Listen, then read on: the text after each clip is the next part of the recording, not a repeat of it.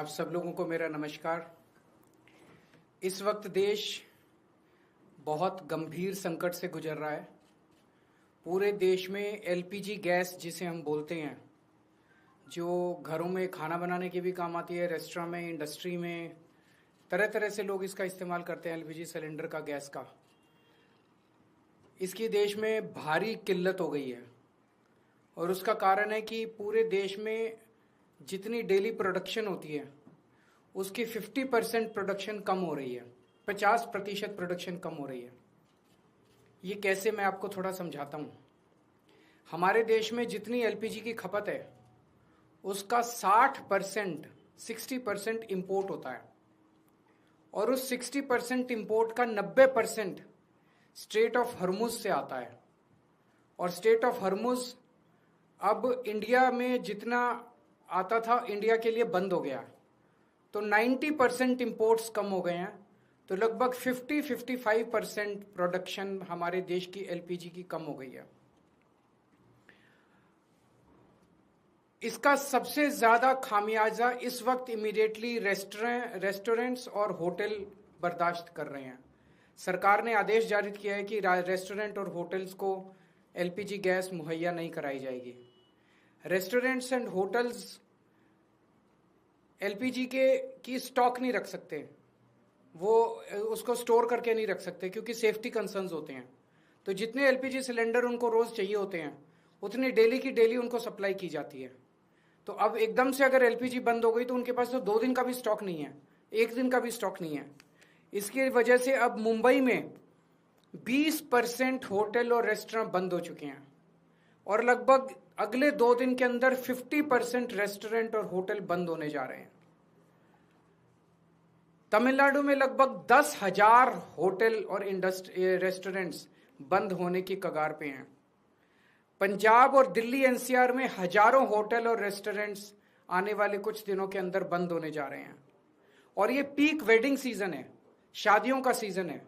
तो मुझे लगता है अगर ये जारी रहा तो बहुत सारे लोगों को शादियां पोस्टपोन करनी पड़ेंगी। और इसी तरह की कहानियां बेंगलोर, हैदराबाद, पश्चिम बंगाल, छत्तीसगढ़, हरियाणा, बिहार, सब जगह से आ रही हैं। मोरबी जो गुजरात में है, जिसको कि टाइल इंडस्ट्री का एक तरह से कैपिटल माना गया है, वहां पे 650 इंडस्ट्रीज हैं। उनमें से 170 इंडस्ट्री बंद हो चुकी है और 1 लाख लोग बेरोजगार हो चुके हैं। पूरे देश में इससे 1 करोड़ से ज्यादा लोगों के एकदम से बेरोजगार हो जाने की आशंका है। और इतने बड़े स्तर पे अगर लोग बेरोजगार हो गए तो क्या स्थिति होगी, हम सोच सकते हैं। और पिछले दिनों में सरकार ने कॉमर्शियल भी और डोमेस्टिक भी दोनों एलपीजी के दाम काफी ज्यादा बढ़ा दिए हैं। जो सरकार ने बढ़ाए वो तो अलग है, लेकिन अब मार्केट में जम के ब्लैक हो रही है एलपीजी की चारों तरफ। हमें यह समझना पड़ेगा ये क्यों हो रहा है। ये हो रहा है क्योंकि इजराइल और अमेरिका ने ईरान के ऊपर हमला किया है। स्ट्रेट ऑफ हर्मुज जो है, वहां से दुनिया का काफी ज्यादा तेल और गैस जो है उसका आवागमन होता है। ईरान ने स्ट्रेट ऑफ हर्मुज पे कब्जा किया हुआ है, और ईरान ने कहा है कि जो उनके फ्रेंडली देश हैं केवल उन्हीं को वहां से अपनी शिप्स ले जाने लाने का अधिकार होगा। तो जैसे रशिया, चाइना, केवल उनके शिप्स को अलाउ किया जा रहा है। इंडिया ने सबसे बड़ी, प्रधानमंत्री मोदी जी ने सबसे बड़ी गलती जो की है वो ये है, किसी भी युद्ध के अंदर जब हमारा कोई स्टेक ही नहीं है, हमें किसी भी पक्ष का साथ नहीं देना चाहिए था, हमें न्यूट्रल रहना चाहिए था। नॉन अलाइंड पॉलिसी भारत की विदेश नीति पिछले 75 साल से चली आ रही थी, जिसको प्रधानमंत्री ने चंद दिनों के अंदर डिमोलिश कर दिया। वो जाके सीधे इजराइल और अमेरिका के साथ खड़े हो गए, ईरान के खिलाफ खड़े हो गए। युद्ध शुरू होने के 1 दिन पहले उन्हें इजराइल जाने की क्या जरूरत थी? युद्ध शुरू होने के 1 दिन पहले उन्होंने नेतन्याहू को झप्पी पाने की क्या जरूरत थी? ये करके उन्होंने पूरे देश को संकट के अंदर डाल दिया है। और वो ऐसा क्यों कर रहे हैं ये हमारी समझ के परे है। आज तक भारत ने कभी भी अंतरराष्ट्रीय स्तर के ऊपर ना इस साइड का पक्ष लिया ना उस साइड का पक्ष लिया। इवन कोल्ड वॉर के जमाने में भी जब जो 2 पोल्स होते थे दुनिया के, उस वक्त भी भारत जो है नॉन अलाइंड मूवमेंट का पक्षधर था, तब भी हमने किसी का पक्ष नहीं लिया। अभी प्रधानमंत्री जी ने सीधे सीधे अमेरिका के और इजराइल के पक्ष में अपना वो रखा और हमने ईरान जो हमारा पुराना दोस्त था, जिसके साथ हमारा काफी वो था, उसको हमने अपना दुश्मन बना लिया। 140 करोड़ पिछले कुछ दिनों में, पिछले कुछ महीनों में, पिछले 1 साल से हम देख रहे हैं किस तरह से प्रधानमंत्री मोदी जी सीधे सीधे, ऐसा लगता है मेरे को ये शब्द इस्तेमाल करते हुए बेहद शर्म महसूस हो रही है, प्रधानमंत्री मोदी जी ट्रंप के गुलाम बने हुए हैं। 140 करोड़ लोगों के इस महान देश को प्रधानमंत्री मोदी जी ने अमेरिका की कॉलोनी बना दिया। अमेरिका, हम देखते हैं जब अंग्रेज आए थे, अंग्रेजों ने भारत पे क्यों कब्जा कर लिया? अंग्रेजों ने भारत पे कब्जा किया था क्योंकि उस वक्त हमारे देश के अंदर शासन करने वाले जितने राजा थे वो कमजोर थे, उनको ब्लैकमेल किया जा सकता था, उनको खरीदा जा सकता था, उन पे अटैक करके अंग्रेजों ने कब्जा कर लिया। आज अमेरिका ने हमारे देश पे कब्जा कर लिया है क्योंकि एक तरह से हमारे देश का प्रधानमंत्री कमजोर है, उसको ब्लैकमेल किया जा रहा है। प्रधानमंत्री को किस वजह से ब्लैकमेल किया जा रहा है? एक एक देशवासी का खून खौल रहा है इस टाइम। जिस तरह से डेली ट्रंप और वहां के छोटे छोटे सेक्रेटरी, छोटे छोटे अदने से कर्मचारी, अफसर अमेरिका के हमारे प्रधानमंत्री का, हमारे देश का मजाक उड़ाते हैं रोज टीवी के ऊपर बैठ के। खून खौल उठता है एक भारतवासी का, खून खौल उठता है एक देशवासी का, जिस तरह से हम इतनी जिल्लत और इतनी इंसल्ट महसूस कर रहे हैं। ऐसा हमने क्या किया है? हमारा यही कसूर है कि हमारा प्रधानमंत्री एक कमजोर आदमी है।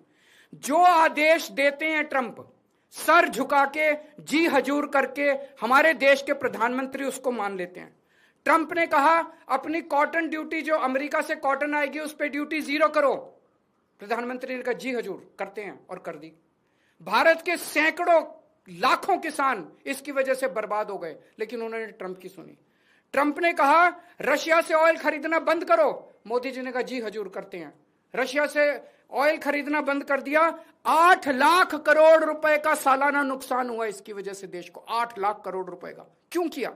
ट्रंप ने कहा जितना सामान तुम भेजोगे उस पर 18% ड्यूटी लगेगी, और जो अमेरिका से सामान इंडिया आएगा उस पर 0% ड्यूटी लगेगी। मोदी जी ने कहा जी हजूर, करते हैं, और उन्होंने कर दिया। देश के कितने कर्मचारी बेरोजगार हो गए, कितनी इंडस्ट्री बंद हो गई, लाखों करोड़ों किसानों का नुकसान हो गया। और अब उन्होंने इस युद्ध के अंदर ट्रंप का और इजराइल का साथ दिया है। हम ये जानना चाहते हैं कि प्रधानमंत्री जी की क्या मजबूरी है? कुछ तो है ट्रंप के पास, प्रधानमंत्री मोदी जी का, जिस वजह से मोदी जी इतने मजबूर हैं। ट्रंप खुलेआम कह रहा है मेरे पास मोदी जी के कुछ ऐसे राज हैं जिनको अगर मैं पब्लिक कर दूं तो मोदी जी का करियर खराब हो जाएगा।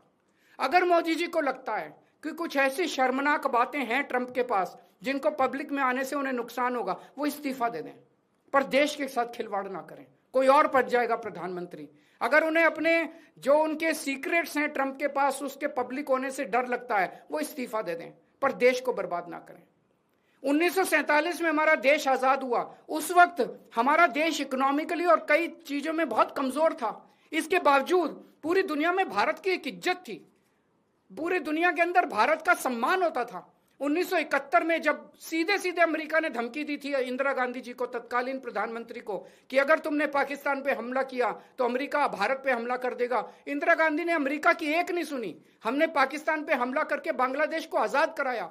वो एक जमाना था जब भारत चौड़ा होकर पूरी दुनिया के अंदर चलता। आज हमारे देश के प्रधानमंत्री मोदी जी ने भारत का सर झुका दिया है पूरी दुनिया के अंदर। हम चाहते हैं कि ये पॉलिसी, फॉरेन पॉलिसी इस तरह की ना की जाए, हमें अमेरिका का गुलाम ना बनाया जाए, ट्रंप के सामने नतमस्तक ना हुआ जाए, और देश की विदेश नीति हमारे भारत के क्या इंटरेस्ट्स हैं उसके हिसाब से बननी चाहिए, ना कि प्रधानमंत्री जी की मजबूरियों और कमजोरियों की गुलाम होनी चाहिए। अगर आपके 1-2 प्रश्न